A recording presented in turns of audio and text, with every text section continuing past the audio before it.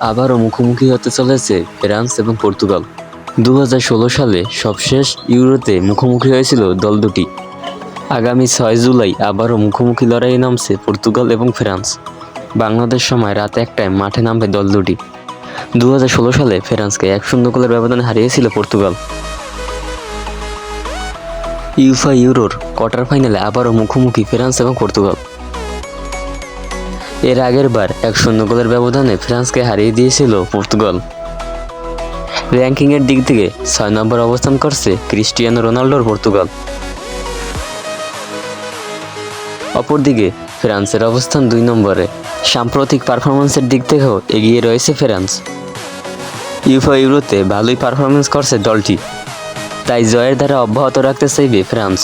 কাতার বিশ্বকাপের ফাইনালে আর্জেন্টিনার কাছে হারার পরে ভালোই নড়েচড়ে বসেছে দলটি। অপরদিকে শক্তিশালী পর্তুগালও চাইবে জয় ছিনিয়ে নিতে। সাম্প্রতিক পারফরম্যান্সের দিক দিয়ে তারাও রয়েছে অনেক এগিয়ে।